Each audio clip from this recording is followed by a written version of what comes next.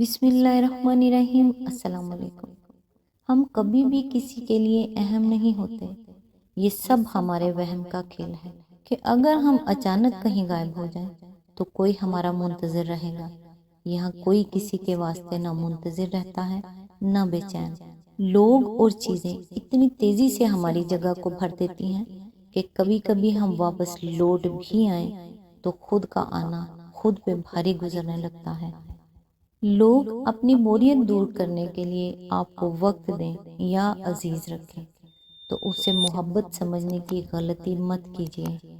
اللہ تعالیٰ سے دعا ہے کہ وہ آپ کے سارے غم ریت پہ لکھ دے تاکہ ہوا سے مٹ جائیں، اور خوشیاں پتھر پہ لکھ دے تاکہ ہوا تو کیا بارش بھی نہ مٹا سکے۔ اللہ ہر روز آپ کے لیے نئی خوشیاں لائے۔ یا اللہ تو بہت رحیم ہے، کریم ہے۔ ہم سب پہ اپنی رحمت فرما، ہم سب پہ اپنا کرم فرما، ہماری مدد فرما، بیماروں کو شفا عطا کر، بے روزگاروں کو روزگار، اور بے گھروں کو گھر، اور بے اولاد کو اولاد۔ آمین۔ آج انشاءاللہ سورہ شعراء کی آیت نمبر 144 سے سٹارٹ کریں گے۔ اس کا ترجمہ اور تفسیر تفہیم القرآن سے بیان کروں گی جو اہل سنت جماعت کے لیے ہیں۔ اعوذ باللہ من الشیطان الرجیم، بسم اللہ الرحمن الرحیم۔ لہٰذا تم اللہ سے ڈرو اور میری اطاعت کرو۔ آیت نمبر 145۔ میں اس کام پر تم سے کسی اجر کا طالب نہیں، میرا اجر تو رب العالمین کے ذمے ہے۔ آیت نمبر 146۔ کیا تم ان سب چیزوں کے درمیان جو یہاں ہیں بس یوں ہی اطمینان سے رہنے دیے جاؤ گے؟ اس کی تفسیر ہے، یعنی کیا تمہارا خیال یہ ہے کہ تمہارا یہ عیش دائمی اور ابدی ہے؟ کیا اس کو کبھی زوال آنا نہیں ہے؟ کیا تم سے کبھی ان نعمتوں کا حساب نہ لیا جائے گا اور کبھی ان اعمال کی باز پرس نہ ہوگی جن کا تم ارتکاب کر رہے ہو؟ آیت نمبر 147۔ ان باغوں اور چشموں میں۔ آیت نمبر 148۔ ان کھیتوں اور نخلستانوں میں جن کے خوشے رس بھرے ہیں۔ اس کی تفسیر ہے، اصل میں لفظ حزیم استعمال ہوا ہے جس سے مراد کھجور کے ایسے خوشے ہیں جو پھلوں سے لد کر جھک گئے ہوں اور جن کے پھل پکنے کے بعد نرمی اور رطوبت کی وجہ سے پھٹے پڑتے ہوں۔ آیت نمبر 149۔ تم پہاڑ کھود کھود کر فخریہ ان میں عمارتیں بناتے ہو۔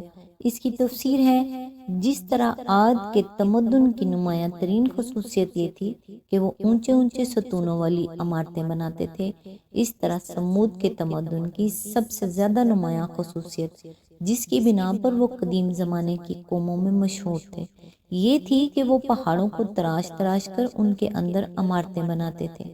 چنانچہ سورہ فجر میں جس طرح عاد کو ذات العماد یعنی ستونوں والے کا لقب دیا گیا ہے، اسی طرح سمود کا ذکر اس حوالے سے کیا گیا ہے کہ الذین جابوا الصخر بالواد، یعنی وہ جنہوں نے وادی میں چٹانیں تراشی ہیں۔ اس کے علاوہ قرآن میں یہ بھی بتایا گیا ہے کہ وہ اپنے ہاں میدانی علاقوں میں بھی بڑے بڑے قصر تعمیر کرتے تھے۔ تتخذ من سہولها قصورا، سورہ الاعراف آیت نمبر 74۔ اور ان تعمیرات کی غرض و غایت کیا تھی؟ قرآن اس پر لفظ فارحینہ سے روشنی ڈالتا ہے، یعنی یہ سب کچھ اپنی بڑائی، اپنی دولت و قوت اور اپنے کمالات فن کی نمائش کے لیے تھا۔ کوئی حقیقی ضرورت ان کے لیے دائی نہ تھی۔ ایک بگڑے ہوئے تمدن کی شان یہی ہوتی ہے، ایک طرف معاشرے کے غریب لوگ سر چھپانے تک کو ڈھنگ کی جگہ نہیں پاتے، دوسری طرف عمرہ اور اہل ثروت رہنے کے لیے جب ضرورت سے زیادہ محل بنا چکتے ہیں تو بلا ضرورت نمائشی یادگاریں تعمیر کرنے لگتے ہیں۔ سمود کی ان عمارتوں میں سے کچھ اب بھی باقی ہیں جنہیں 1959 کے دسمبر میں نے خود دیکھا ہے۔ یہ مولانا مودودی صاحب فرما رہے ہیں، میں نہیں۔ مقابل کے لیے صفحات میں ان کی کچھ تصویریں دی جا رہی ہیں۔ یہ جگہ مدینہ طیبہ اور تبوک کے درمیان حجاز کے مشہور مقام العلا، یعنی جسے عہد نبی میں وادی القرہ کہا جاتا تھا، سے چند میل کے فاصلے پر بجانب شمال واقع ہے۔ آج بھی اس جگہ کو مقامی باشندے الحجر اور مدائن صالحہ کے ناموں ہی سے یاد کرتے ہیں۔ اس علاقے میں العلا تو اب بھی ایک نہایت سرسبز و شاداب وادی ہے جس میں کثرت سے چشمے اور باغات ہیں، مگر الحجر کے درو پیش بڑی نحوست پائی جاتی ہے۔ آبادی برائے نام ہے، رویدگی بہت کم ہے، چند کنویں ہیں۔ انہی میں سے ایک کنویں کے متعلق مقامی آبادی میں یہ روایت چلی آ رہی ہے کہ حضرت صالح علیہ السلام کی اونٹنی اسی سے پانی پیتی تھی۔ اب وہ ترکی عہد کی ایک ویران چھوٹی سی فوجی چوکی کے اندر پایا جاتا ہے اور بالکل خشک پڑا ہے۔ اس کی تصویر بھی مقابل کے صفحات میں دی جا رہی ہے۔ اس علاقے میں جب ہم داخل ہوئے تو العلا کے قریب پہنچتے ہی ہر طرف ہمیں ایسے پہاڑ نظر آئے جو بالکل کھیل کھیل ہو گئے ہیں۔ صاف محسوس ہوتا تھا کہ کسی سخت ہولناک زلزلے نے انہیں سطح زمین سے چوٹی تک جھنجھوڑ کر کاش کر رکھا ہے۔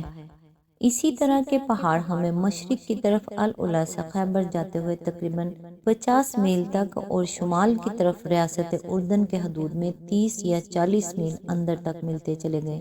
اس کے معنی یہ ہیں کہ 300-400 میل لمبا اور 100 میل چوڑا ایک علاقہ تھا جسے ایک زلزلہ عظیم نے ہلا کر رکھ دیا تھا۔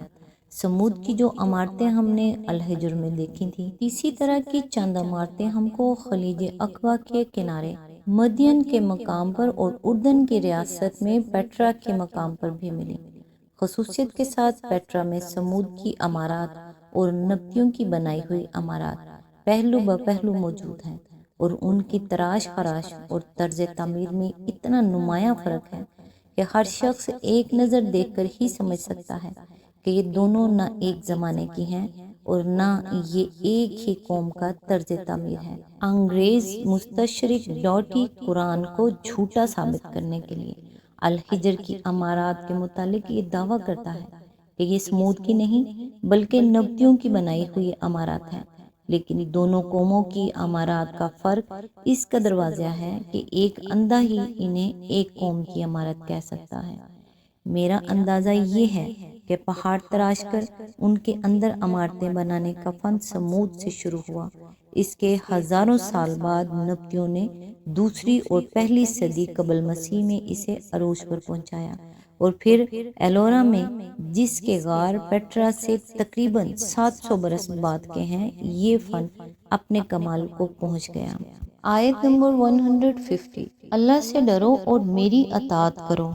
آیت نمبر 151، ان بے لگام لوگوں کی اطاعت نہ کرو۔ آیت نمبر 152، جو زمین میں فساد برپا کرتے ہیں اور کوئی اصلاح نہیں کرتے۔ اس کی تفسیر ہے یعنی اپنے ان امرا اور روسا اور ان رہنماؤں اور حاکموں کی اطاعت چھوڑ دو جن کی قیادت میں تمہارا یہ فاسد نظام زندگی چل رہا ہے۔ یہ مصرف لوگ ہیں، اخلاق کی ساری حدیں پھاند کر شتر بے مہار بن چکے ہیں۔ ان کے ہاتھوں سے کوئی اصلاح نہیں ہو سکتی۔ یہ جس نظام کو چلائیں گے اس میں بگاڑ ہی پھیلے گا۔ تمہارے لیے فلاح کی کوئی صورت اگر ہے تو صرف یہ کہ اپنے اندر خدا ترسی پیدا کرو اور مفسدوں کی اطاعت چھوڑ کر میری اطاعت کرو، کیونکہ میں خدا کا رسول ہوں۔ میری امانت و دیانت کو تم پہلے سے جانتے ہو اور میں ایک بے غرض آدمی ہوں، اپنی کسی ذاتی فائدے کے لیے اصلاح کا یہ کام کرنے نہیں اٹھا ہوں۔ یہ تھا وہ مختصر منشور جو حضرت صالح علیہ السلام نے اپنی قوم کے سامنے پیش کیا۔ اس میں صرف مذہبی تبلیغ ہی نہ تھی، تمدنی و اخلاقی اصلاح اور سیاسی انقلاب کی دعوت بھی ساتھ ساتھ موجود تھی۔ آیت نمبر 153، انہوں نے جواب دیا تو محض ایک سحر زدہ آدمی ہے۔ اس کی تفسیر ہے سحر زدہ یعنی دیوانہ و مجنون، جس کی عقل ماری گئی ہو۔ قدیم تصورات کے مطابق پاگل پن یا تو کسی جن کے اثر سے لاحق ہوتا تھا یا جادو کے اثر سے، اس لیے وہ جسے پاگل کہنا چاہتے تھے اس کو یا تو مجنون کہتے تھے یا مسحور اور مسحر۔ آیت نمبر 154، تو ہم جیسے ایک انسان کے سوا اور کیا ہے، لا کوئی نشانی اگر تو سچا ہے۔